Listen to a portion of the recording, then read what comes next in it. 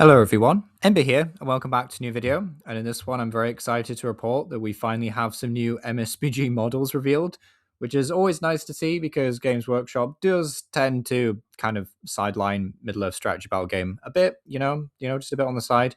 But yeah, thankfully we do have some new model reveals from Adepticon 2026, including new Riders of Rohan. Fantastic, finally, and some more Hill Tribe models, which, to be fair, were kind of expected. I mean, like, they want to flesh out the range they've just established with the new War of the Rohirrim sort of style range. But yeah, still very cool to see, and new models are always appreciated.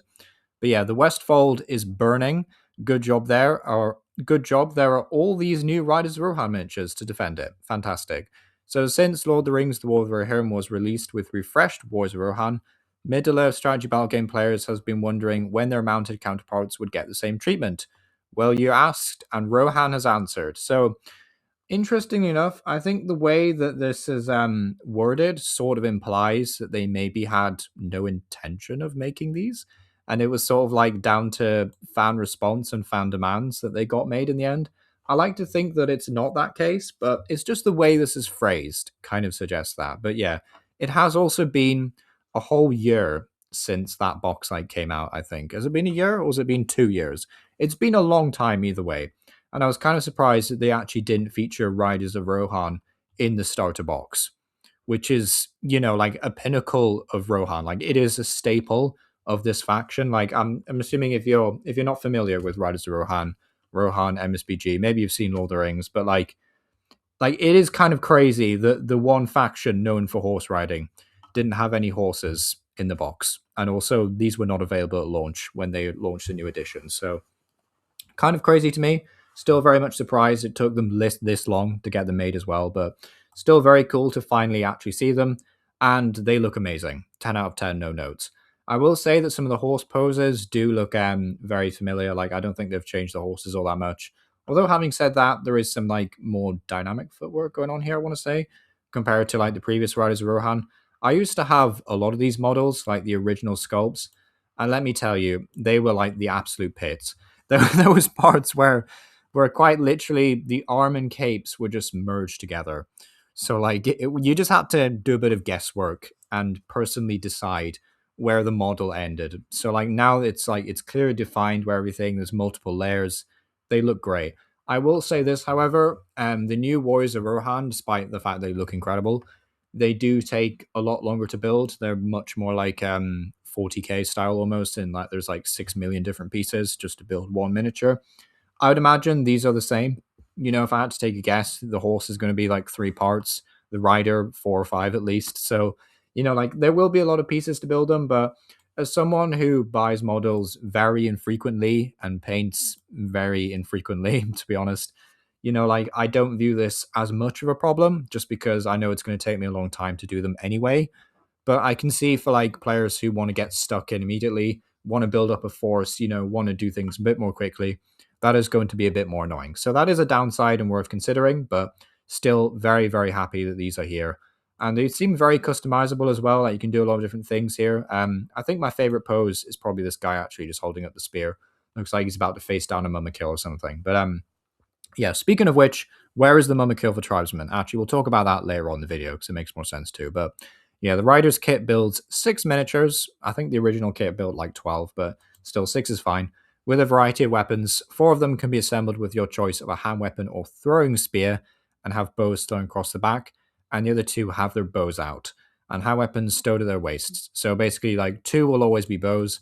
It does sort of mean that if you want like a whole, I don't want to say squadron or squad. I'm very much in the AOS 40k kind of mindset right now, but like if you wanted a whole group of them in this pose in particular, you would have to buy multiple of this kit. So that's a bit unfortunate, I guess, in a way, but still very cool models. All 6 of their majestic steeds are unique, and any rider can be mounted on any horse. So you have loads of variety in your massed ranks of charging cavalry, but you'll still need to buy like several of these kits probably anyway for Rohan. So I guess that's a plus side at the very least. But yeah, you could definitely do like a very dynamic, cool pose here. Like I saw someone else's take on this. They basically just look like heroes. Like they look like heroes, and that's like a really cool thing about this new range of Middle Earth. Like the new models, they just look really cool. So yeah, this could be a very fun conversion as well. Like I can imagine maybe trying out a head swap with this, maybe doing some sort of Aragon conversion. I know Aragon doesn't typically use an axe, but you could do some like fun Strider combos there. So that's nice. But yeah, while the riders range ahead, warriors of Rohan form a solid battle line to stand firm against the forces of the Hill Tribe. And for that, they need good leaders. So the Warriors of Rohan Commanders set provides these in the form of a captain, a warrior with banner, and a warrior with Rohan. So this is essentially a newer kit from the command set that was available for Rohan. Like that was like way back when they did a command set for like Rohan. They did one for Gondor. I think pretty much every major faction had one actually. Like Uruk-hai had one. Uruk-hai. Isengard had a faction. Even think Moria had a command set as well. So that's pretty cool to see. Where my new Moria goblins, by the way, Games Workshop. But still very cool to see. I do like the guy with the horn. Very cool. You could also like if you were feeling a bit cheeky and you just like got some new models, I'm sure you could use one of these as like a proxy for one of the characters. I mean, like what's he called? Helm Hammerhand, I believe his name was. Like he could be a very solid proxy of him. Like just swap his axe out for a big sword or hammer or something. Like you could definitely do something there. So that's cool. So it is like an option as well, I think. So that's nice. The captain stands pointing his axe in a commanding pose, of course, and which benefits his role. You can assemble him with armor or heavy armor, which is unique. Like I would say that's actually pretty unique. Like you don't usually get that kind of choices in these MSBG kits. And choose between helmeted and bare heads. So you will have like spare heads left over and stuff. The banner has sculpted details, so you can get this glorious white horse every time. So that's cool. So like it's nice when they do this, like unpopular opinion. I do think there is like a nice balance sometimes with banners whereby like if there's not any detail then it's just free reign to do whatever you want. But sometimes I do appreciate when it comes to like iconic iconography for Wars of Rohan and stuff, which are known to have white horses, right? That's their whole thing, right? You can't really do much else with Rohan in terms of like conversions and paint jobs. It's not really like Warhammer. Like what you see is what you get with Rohan. So like getting a white horse already on the banner is, yeah, that's appreciated. Just a small little detail I thought was worth mentioning. But yeah, of course, bold defenders of the kingdom need enemies to defend against, and the hill tribesmen are also getting a set of commanders to lead them as they ravage the realm of their hated foes. So we are finally seeing some of those skull masks that were very cool in the film, and for some reason just haven't been on any of the hill tribesmen models, which I think is a bit of a letdown. Like I would have liked to see a regular unit with some of these on and like flaming torches and stuff, like a fast attack unit or something, or like a unit that causes terror on a dice roll. Something like that I think could have been really cool. But these models are like a massive step up from a lot of the models we've seen. Like this is very almost Age of Sigmar-esque in like how detailed it is. The crow, again, like I mentioned this in the recent Age of Sigmar video that I've literally just recorded today back to back as well. But I love the details on them. Like I love the little crows and the familiars and whatnot. So that's very cool to see. And I love the skull masks. Very cool. So the set builds 3 miniatures: a tribesman, a chieftain, a one with banner, and a one with a war horn. So yeah, pretty cool.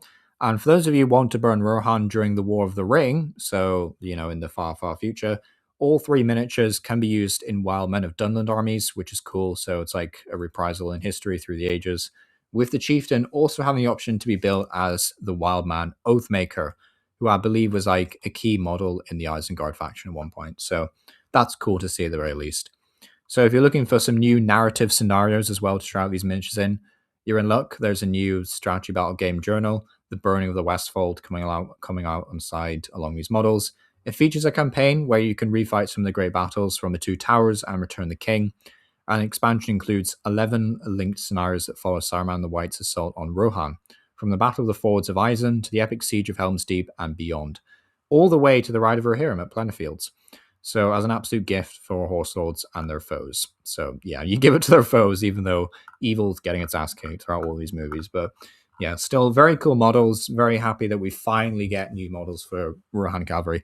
I really hope this is kind of like a wishes for the future sort of segment for the video, but I really hope they take this approach to every faction. Like I really wish Gondor got the same treatment. I don't think Gondor have aged as badly as Rohan. Is that like a fair statement to make? But I would like still for this to happen to Gondor, like Harad would be great. Uruk-hai, I think, do hold up actually really well for their age. But Uruk-hai, again, could benefit from this, I guess. Orc Warg Riders, I think would look sick with an update. Like just orcs in general as well. More orcs, maybe not so much, but still, all like the key factions I think could do with some options. I think you're always gonna have a problem with updating models because people will say like, "Oh, the original was iconic, it's nostalgic, why change it?" But when you look at these, you can't deny there's going to be way less pain than the old Rohan Calvalry. I think that's undeniable in many respects. So yeah, I would love to see this treatment for a lot of the models and a lot of the ranges, and fingers crossed we get like a new new wave of releases that pushes more people into this game. Because if you're a new player, by the way, and you're not like super familiar with these, this is a very good game system. It's very fun. It's also very cheap to get into. Like you're talking a couple of 100 points, no more, no less. Usually, you can go like all the way down to like 250 points if you want to do some funny little casual games. I've done a few of them with friends, and they're quite fun. But yeah, it's very cheap to get into by comparison to 40k and Age of Sigmar. So would highly recommend it if you're a new player, but I'm assuming new players did not make it this far in the video. But if you did, thank you, by the way. Just thank you, for clicking on the video and watching it this far. But yeah, this has been Amber Power. I'm kind of waffling on at this point. So let me know what you think down below. Will you be picking up any new Riders of Rohan? And yeah, thank you for watching.